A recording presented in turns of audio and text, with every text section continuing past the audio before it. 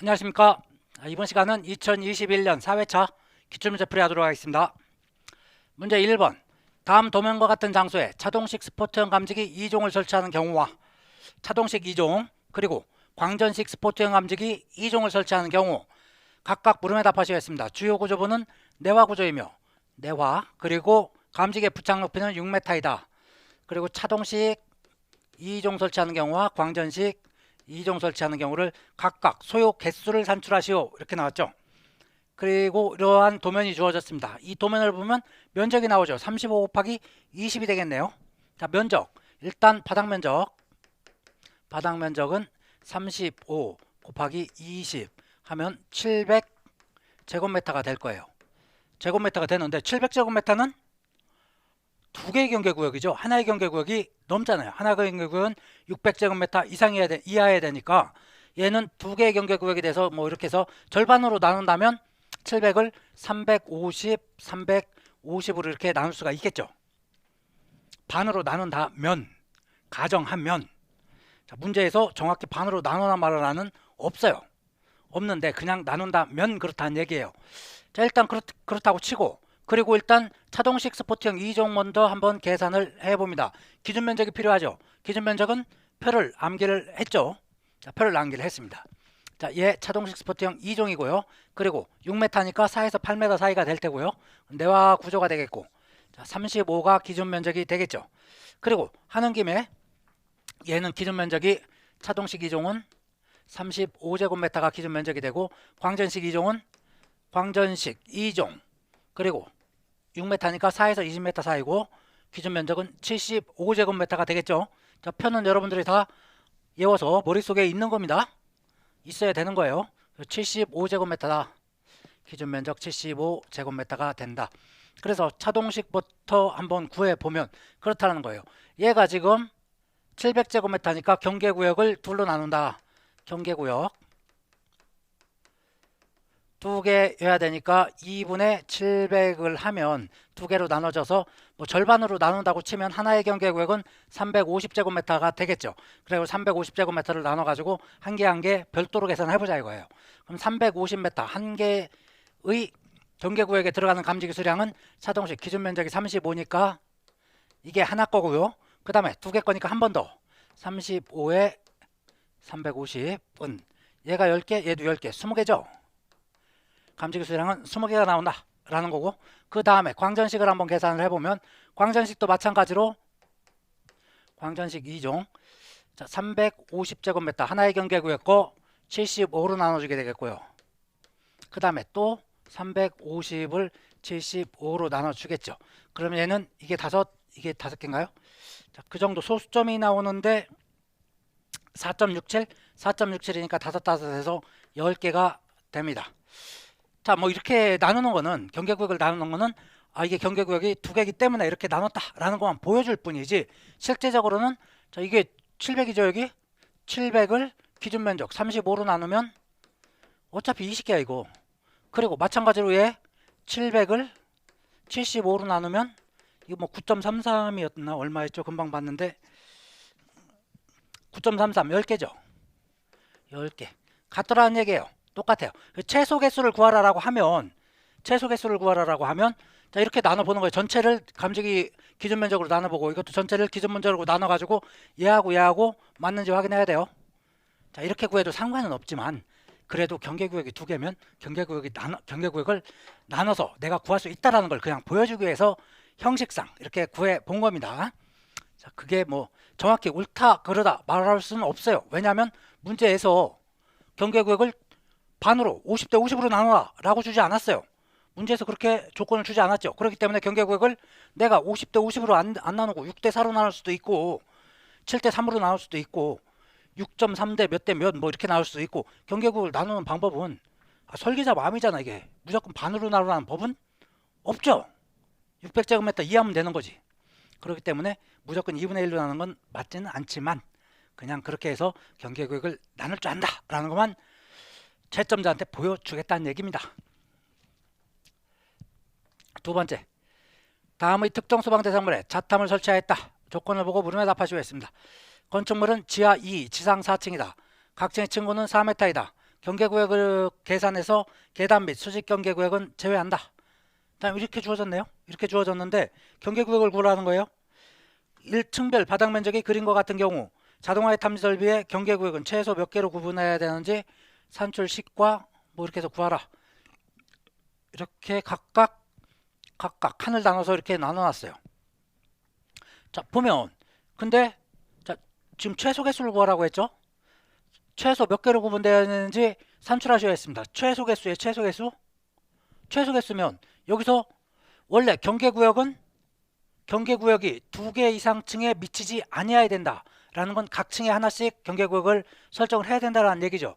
그런데 그럼에도 불구하고 다만 500제곱미터 이하의 범위에서는 2개 층을 하나의 경계구역으로 할 수 있다라고 돼 있죠. 그래서 2개 층이 이렇게 도와보니까 450이야. 이거 도왔더니 500 이하잖아요. 그럼 하나 경계구역을 할 수 있잖아. 3층과 4층 3, 4층 얘는 350 플러스 100 이러면 450이고 이것이 500을 넘지 않는지 보면 500을 넘지 않았기 때문에 한 개의 경계구역으로 할 수 있다는 얘기죠. 이걸 최소 경계구역이니까요. 그렇지 않고 최소 경계구역이 아니면 각 층마다 구하면 되지요. 내 맘이죠. 그런데 최소 경계구역이라고 하면 이거를 구해줘야 된다. 근데 아씨 이거 문을 칸을 나눠놨어. 칸을 나누면 이거 어쩌라는 얘기야. 이걸 이 2개 칸을 임의로 합치라는 얘기야. 뭐야 이게. 이 출제위원이 뭐 생각이 있어서 이렇게 된 건지 생각이 없는 건지 알 수가 없어요. 알 수가 없지만 우리는 최소 경계구역이라고 했기 때문에 그냥 칸을 임의로 뭉쳐서 이렇게 해서 계산을 합니다. 한 개로 일단 이렇게 계산할게요. 그 다음에 2층 경계구역 기준 면적이 600이고 얘 600이니까 한 개죠. 1층 기준 면적이 600이고요. 1800이니까 3개가 되겠죠. 그리고 지하 1층 1020 하나의 경계구역은 600제곱미터 이하여야 된다 라고 하니까 이거는 뭐 1점 몇 나오나요? 1.7 2개 소수점 절상을 해가지고 B2 얘는 1080 600으로 나누면 이것도 뭐 비슷하게 나오겠네요. 1.8 2개 이렇게 나온다는 얘기입니다. 뭐 어려울 거 없죠. 어려울 거는 자, 최소 경계구역이기 때문에 이 2개를 합쳐서 500제곱미터 이하이면 2개 2층을 하나의 경계구역으로 할 수 있다. 이것만 조심해주면 되겠습니다. 그래서 경계구역 개수를 구하니까 하나, 둘, 다섯, 일곱, 아홉 9개 맞죠? 수평 경계구역은 9개가 나왔습니다. 그랬을 때 자 일단 수평은 9개가 나왔어요. 이 특정 소방 대상물에 계단과 엘리베이터가 각각 한 개 설치되어 있는 경우 P형 1급 수신기는 몇 회로 용이죠? 설치해야 되는지 산출 내역과 회로수를 쓰시오 했습니다. 자 이렇게 있는데 이쪽에 계단을 하나 설치를 해봐요. 계단을 설치하고 여기가 그라운드죠. 그리고 이쪽에 뭐 엘리베이터를 하나 설치를 해봐요. 엘리베이터를 뻥 뚫려야 되고 쭉 올라가서 이쪽이 뭐 권상기실이다. 그러면 얘는 엘리베이터실은 엘리베이터 권상기실이 하나의 경계구역이죠. 별도의 경계구역이에요. 그리고 여기 같은 경우 계단 같은 경우에는 지하층이 하나면 위층하고 같이 계산이 되는데 지하 2개면 완전히 별도죠. 이거 지하가 1 이하이면 지상층하고 하나인데 1이 넘으면 2부터는 별도의 경계구역으로 한다. 그리고 이 계단 같은 경우에는 하나의 경계구역은 45m가 기준 수직거리였어요. 하나의 경계구역. 근데 얘가 지금 높이가 얼마예요? 얘 층고를 줬죠. 층고는 4m이다. 4m가 하나, 둘, 셋, 4개니까 4 곱하기 4 뭐 16 나누기 어쩌고니까 0. 몇이죠? 1개. 경계구역 지상층 1개. 지하층 당연히 얘도 45분의 428 1개. 이러네요. 그러면 수직 경계구역은 자, 엘리베이터 엘리베이터 권상기실 하나 그리고 지상층 계단 지하층 계단에서 3개가 됩니다. 그럼 토탈 경계구역 수는 12개가 되겠죠. 12개가 되니까 수신기는 몇 회로 용을 사용해야 되느냐 라고 물어봤어요. 수신기는 몇 회로 용해요? 수신기는 기본 뭐 아닌 것도 있지만 대부분 5단위로 생산이 되기 때문에 5회로, 10회로, 15회로, 20회로 이렇게 가지고 수신기 회로를 써주는 것이 일반적입니다. 그래서 12면 15회로를 쓴다. 회로 수, 몇 회로 용이냐고 물어봤기 때문에 몇 회로 용 수신기를 설치해야 되는지 산출 내역과 회로수를 쓰시오. 그렇죠? 회로 용이라고 하면 수신기에 나오는 생산되는 용을 써줘야 되고, 그냥 몇 회로인가, 경계구역은 몇 회로인가, 또는 회로는 몇 회로인가 라고 물어보면 그냥 12회로 나온 거 그대로 써주면 되겠습니다. 지금은 수신기가 몇 회로 용이냐고 물어봤기 때문에 5단위로 끊어서 얘기한 거예요. 3번 누전경보기에 공칭 작동 전류치의 정의를 쓰고 공칭 작동 전류치는 몇 mA 이하인지 쓰시오. 공칭 작동 전류치라는 거는 그 누전경보기가 작동할 수 있는 그 기준이 되는 전류치를 얘기하죠. 공칭 그냥 일반적으로 부르는 그런 수치예요. 수치. 그래가지고 누전경보기를 작동시키기 위한 필요한 값, 뭐 이 정도만 해도 돼요. 제조사에 의해서 표시된 값, 이것까지는 뭐 있어도 그만 없어도 그만. 누전경보기를 작동시키기 위해 필요한 누설전류의 값, 뭐 이 정도. 그리고 공칭 작동 전류치는 200mA, 우리 수도 없이 한 거죠. 수도 없이 했습니다. 200mA 이하입니다. 이하에서도 작동시킬 수 있어야 된다. 그럼 엄청나게 작은 데서도 작동시켜야 되는데 굳이 그럴 필요 없다는 거죠. 200m 이하의 그 어떤 수치면 되기 때문에 200짜리를 만드는 것이 가장 비용이 싸게 들어간다는 얘기죠.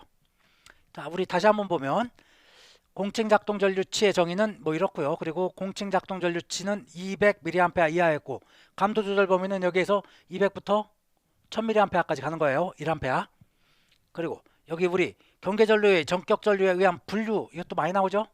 60A 이하에서는 1급 또는 2급 누전경보기를 설치하고 60A를 초과하면 그 선로의 전격 전류가 초과하면 1급을 단다. 초과하면 1급, 이하는 1급 또는 2급.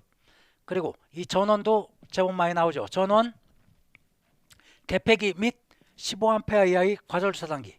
개폐기 및 휴지라는 얘기예요. 전로가 이렇게 있으면 개폐기는 수동 개폐기를 얘기하고요. 그리고 여기에 뭘 달아? 휴지를 단다.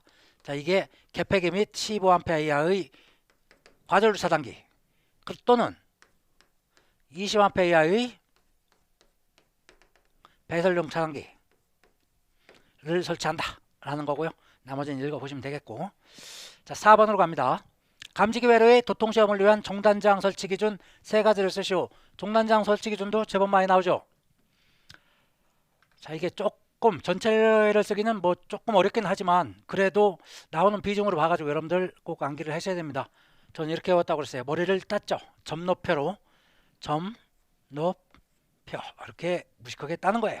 따가지고 외워봅니다. 더 좋은 거 있으면 여러분들 마음대로 하시고 저는 그렇게 땄다는 얘기예요. 자, 점검 및 관리가 쉬운 장소에 설치할 것. 그리고 높이는 얘는 0.8에서 1.5가 아니죠. 1.5m 이하. 전용함을 설치할 경우에 1.5m 설치를 한다라는 거하고 표시. 자, 일단은 종단장은 종단에 설치하는 거죠. 감지기 말단에 설치를 하는데 그 말단에 설치를 하는데 그 말단을 돌려와 가지고 종단장 함에 설치하는 경우도 있지만 말단 감지기에 설치하는 경우도 있다. 그때 구분을 위해서 표시할도록 기판이나 감지기 외부 등에 표시를 한다. 이런 얘기예요. 이런 경우는 거의 없고 종단장 함에다 설치하죠. 함이 어떤 함이에요? 발신기 함에다가 설치를 하는 것이 일반적입니다. 우리는 그래도 다 외우셔야죠.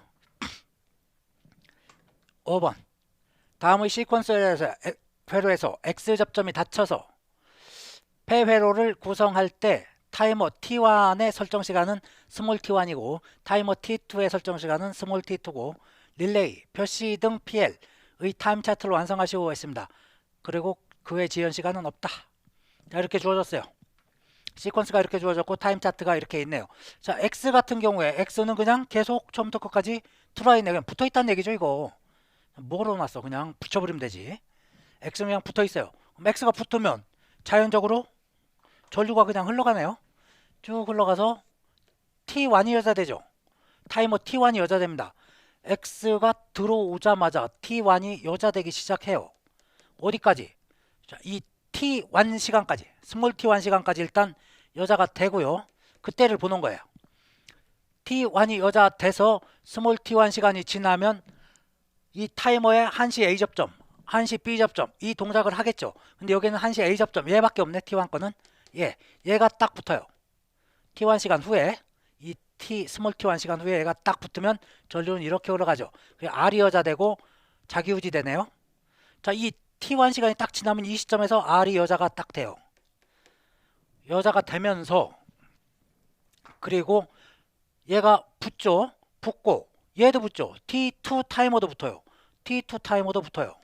그리고 PL도 붙네. 어차피 R이니까 얘는 다 똑같이 쌍둥이처럼 작동하고 떨어지고 하겠죠. 똑같잖아. 그래서 RT와 T2 PL 얘는 똑같아요. 언제까지 작동한다는 얘기예요. T2 얘가 동작을 했으니까 T2 시간까지 보는 거예요. 그리고 하나 빼먹었네요. 자, 여기 이 시점에서 얘 이렇게 동작을 하고 그리고서 하나 남은 게 뭐가 남았어요? 자, R이 동작했으니까 여기에 있는 이 R의 B 접점을 떼주죠. 떼주면서 T1은 소자되죠. 자, T1이 소자됩니다. 여기 이 시점에서 T1은 이렇게 소자돼서 꺼졌어. 이렇게 꺼져서 가는 거예요. 어디까지 가? T2 시간까지 가. T2 시간까지 일단 여기까지 가봐. 여기까지 다 가보는 거죠. 이렇게까지 가봤어요. 그 T2 시간에서 무엇이 작동을 해요? T2 시간이 되면 여기에 있는 T2의 1시 B 접점이 작동을 하겠죠. 1시 B 접점이 딱 작동해서 얘가 떨어집니다. 이렇게 떨어져요. 그러면 R이 소자되겠죠. R 소자됩니다. R이 이렇게 그래서 떨어졌어. 그 R이 소자되면 얘 붙었던 거 떨어지고 얘 붙었던 거 떨어지죠. 복구되는 거죠. 접점이 A 접점들이 복구돼 가지고 T2 소자되고 PL도 꺼지죠. 자, 그래서 얘들 다 꺼졌어. 자, 이렇게 꺼지는 거예요. 밑으로 꺼지게 됩니다. 그와 동시에 R이 소자돼서 얘 떨어져 있던 것이 다시 복구되죠. B 접점이 다시 돌아옵니다. 원상태로 돌아오면서 T1이 또 여자가 돼요. T1이 여기서 여자가 됩니다. 여자가 돼서 여기까지 똑같이 이걸 반복하는 거죠. 이렇게 반복되는 거예요. 자, 금방 말씀드렸듯이 R이 동작하면 T2하고 PL은 쌍둥이처럼 동작을 해요. 그런데 자, R이 동작하면서 얘는 떼놓기 때문에 R과 T1은 서로 크로스되는 거죠. R과 T1은 완전히 크로스되는 겁니다. 그래서 여기 T1이 들어왔으면 R은 안 들어오고 여기서 또 여기서 다시 얘가 안 들어오면 얘네가 들어오는 거죠. 그것이 똑같이 계속 반복되는 거예요. 그리고 다시 여기서는 얘가 들어오겠죠. 그러면 나머지 쭉 안 들어오고 또 얘가 안 들어오면 얘네가 또 이렇게 들어오겠죠. 이 세 개는 서로 쌍둥이처럼 작동을 하는 거니까. 자, 이렇게 그려주면 되겠습니다. 자, 처음에는 타임 차트가 어렵게 느껴지는데 조금 연습을 해보면 당연한 겁니다. 처음에는 조금 어려워요. 조금 연습해보면 쉽습니다. 어렵지 않아요. 그냥 시간 흘러가는 거 그대로 우리 시퀀스를 이해했기 때문에 이해한 걸 보고 그대로 하나하나 그려보면 충분히 여러분도 할 수 있습니다. 자, 용어에서 가끔 질문하시는 분들이 있는데 이거 이론 시간에 다 했던 거죠. 여자는 힘쓸 여자라고 했어요. 그리고 자는 자석 자자. 그래서 자석이 힘쓴다. 자석 코일에 전기가 들어가지고 전자석이 되는 거 그걸 여자라고 하고요.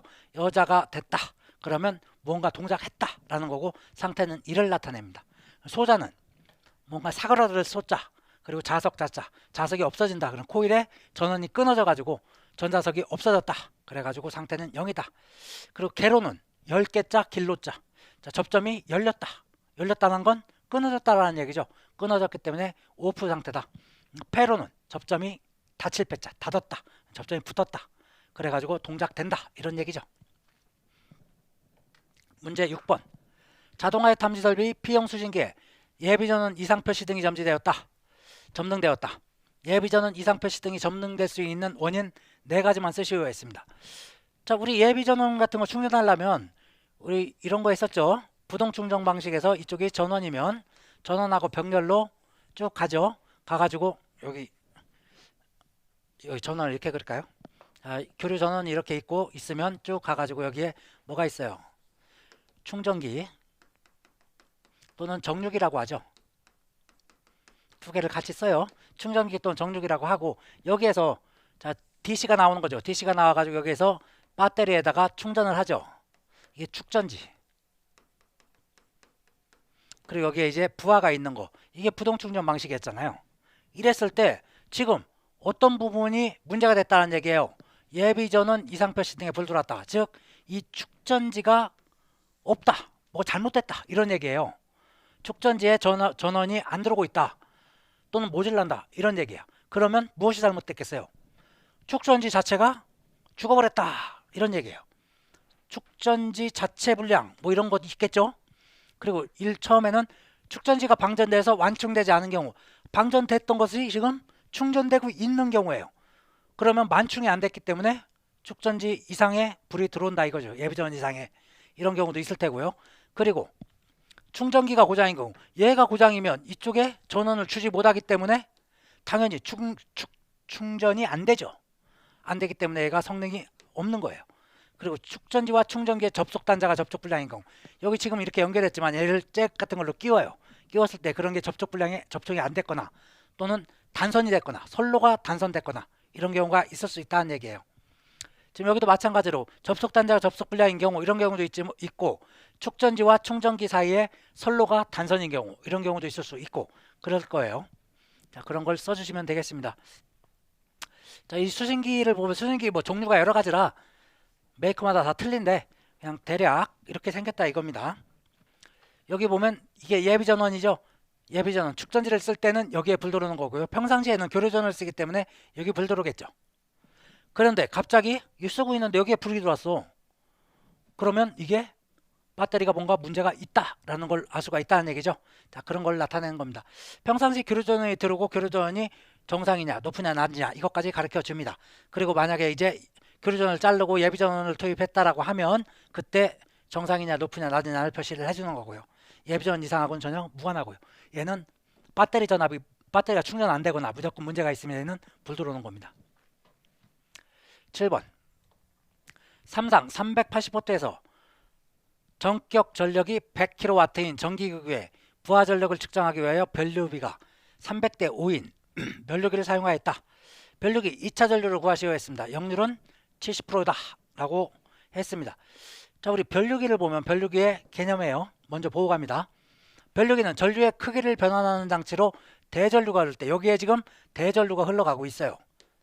대전류가 흐를 때 이 전류계를 바로 대전류에다 대면 전류계는 펑 하고 죽어버리는 거죠. 측정할 수가 없는 거예요. 그랬을 때 이 전류를 작은 용량의 전류계를 사용하여 측정하거나 또는 보호계전기를 작동시키기 위해서 여기에 CT를 달고 이 대전류를 CT 속으로 관통시킨 거죠. 이렇게 관통시킨 거예요. 그걸 이렇게 관통시켰다고 표현이 되어 있는 거죠. 관통을 시켜가지고 여기에서 전류에 의해서 이렇게 앙페르의 오른나사의 법칙에 의해서 자속이 생기죠. 그 자속이 철심을 돌아가지고 이쪽으로 들어갑니다. 그럼 여기에 이 코일들을 세교해 가지고 역기전력이 다시 발생을 하면서 이렇게 전압이 유기가 되는 거예요. 전압이 유기돼서 전류가 흐르는 거죠.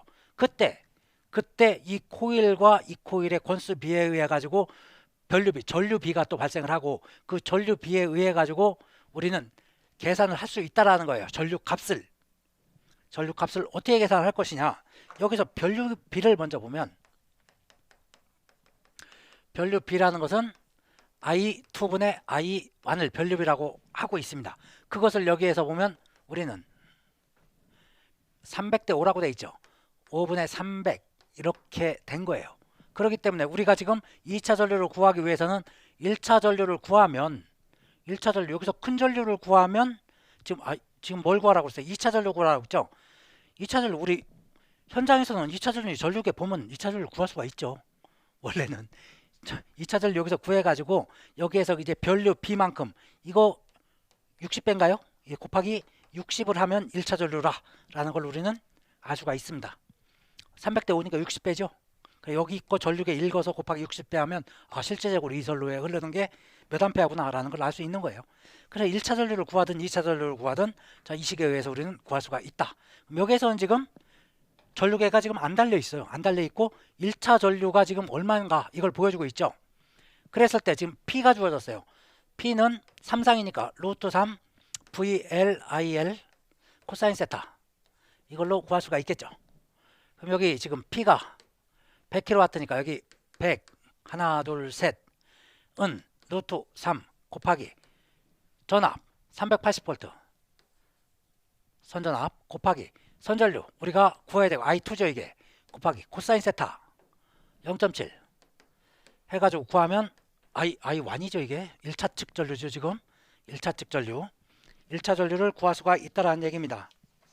한번 구해보면 먼저 구했죠. 구하니까 217.05 217.05 암페어가 나왔어요.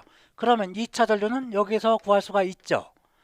자, 1차가 217.05가 되겠고요. 그 다음에 I2를 우리가 구할 거고 여기는 5분의 300 이렇게 주어졌습니다. 그럼 I2는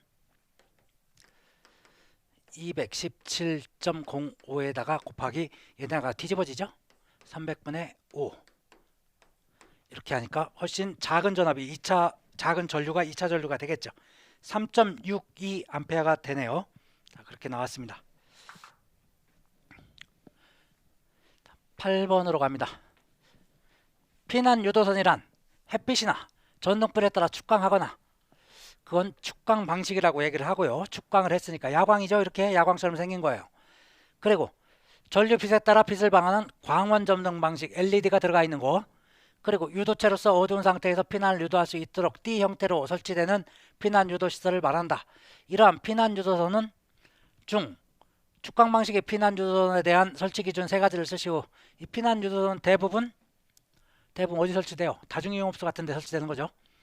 자, 일단 축광 방식을 기준을 하라고 했으니까 축광 방식은 이렇게 생겼고 이것이 이 부착대가 있어요. 부착대가 있어가지고 알루미늄 부착대든 뭐 플라스틱 부착대든 있어서 그 부착대를 벽에 붙이고 거기다 이렇게 끼워가지고 계속 벽에다가 쭉 일렬로 설치를 하는 겁니다. 근데 뛸 경우도 생기겠죠. 아무리 뛸 경우가 생기더라도 50cm 이상 뛰면 안 되고 그리고 바닥으로부터 50cm 이내에 설치해야 된다. 이런 내용들이 쭉 있다는 얘기입니다. 기준이. 자, 일단 보면 1번은 구획된 실로부터 주 출입구 또는 비상구. 자, 내가 피난하고자 하는 거실로부터 완전 바깥에까지 전부 경로, 피난 경로에 다 설치하라는 얘기죠. 세 가지 쓰라고 그랬으니까 쉬운 거 세 가지 쓰면 되죠. 자, 일단 바닥으로부터 50cm예요. 그리고 자, 이 피난 유도선과 피난 유도선의 간격은 50cm예요. 간격 50cm. 그리고 부착대에 견고하게 설치할 것. 이 정도 써주면 되겠죠. 그리고 참고로 강원 점등 방식을 보면 이런 식으로 생겼고 여기 제어반이 있어요. 얘는 제어반이 있어가지고 평상시에는 꺼져 있죠. 꺼져 있다가 화재가 나가지고 감지기가 동작하는지 그러면 그 신호를 이 제어반이 받아요. 받아가지고 이쪽으로 신호를 넘겨서 불이 들어오는 이런 방식입니다. 그래서 이건 똑같아요. 구획된 실부터 주출입구 또는 비상구까지 설치할 것. 그리고 얘는 11이에요. 11. 아까는 축광 방식은 50, 50이었죠. 얘는 바닥으로부터 1m 이내. 유도등하고 똑같은 거예요. 불 들어오니까. 유도등도 바닥으로부터 1m 이내죠. 복도 통로 유도등 같은 거. 그리고 피난 유도의 표시문은 50cm 이내의 간격으로 하는데 기본은 50cm인데 뭐 장애물 같은 게 있어가지고 문제가 있다. 그럼 1m까지도 할 수 있다라는 얘기가 여기가 있어요. 그리고 수신기로부터 화재 신호 및 수동 동작에 의해서 광원이 점등되도록 한다. 이거 있죠? 평상시에는 꺼져 있다가 얘가 동작을 받으면 그때 점등하면 된다. 그리고 비상전원이 있어야 되고 뭐 이런 내용들 읽어보시고요.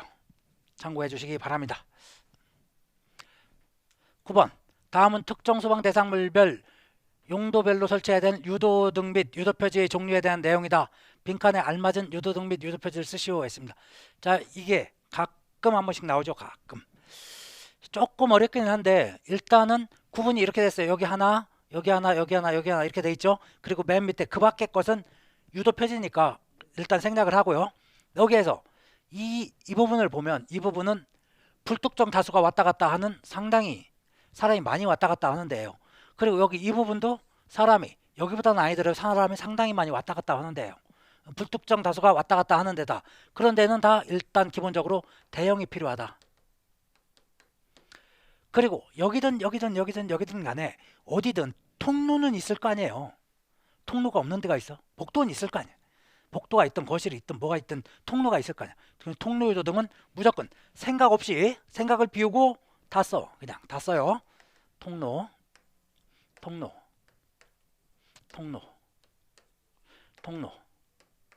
일단 썼어요. 일단 썼고 얘네는 크기 때문에 대형이다. 불특정 다수가 왔다 갔다 하기 때문에 대형이다. 근데 얘는 뭔데? 점이 하나 더 있냐? 뭐가 하나 더 있다는 얘기죠. 얘네 같은 경우에 보면 다 객석이 있어. 의자가 있어. 의자가 있기 때문에 이런 데는 객석 통로 유도 등이 들어가야 된다. 그래서 얘는 세 개가 다 들어가는 거예요. 그리고 여기 같은 경우에 여긴 대형이라고 그랬어요. 불특정 다수가 왔다 갔다 하지만, 그리고 그 다음은 당연히 중형이겠지. 그 다음은 소형이겠지. 당연한 거 아니겠시요? 자, 대형, 중형, 소형이겠지. 그래도 한번 봐야죠. 중형 같은 경우에는 일단 숙박시설하고 오피스텔, 그리고 11층 이상층, 그리고 지하층, 무창층. 자, 이런 부분이 중형으로 들어간다. 이것들 외의 이거예요. 얘들 다 제외한 다음에 그 밖의 것 중에서 이런 데는 중형이 들어간다. 그리고 그냥 일반적으로 불특정 다수가 아니라 사람이 상시 왔다 갔다 해가지고 경로를 어느 정도 아는데 이런 시설들은 소형을 단다라는 겁니다. 처음엔 조금 어려워 보이지만 그래도 뭐 이거 틀을 알면 그냥 순서대로 쓰면 된다고 그랬습니다. 위에 두 개 대형하고 객석 통로 그냥 쫙 써주고 여기 대형 중형 소형 어렵지 않죠? 여기 쉽잖아요. 자, 이번 시간 여기까지 하고요. 다음 시간에 이어서 하도록 하겠습니다. 수고하셨습니다.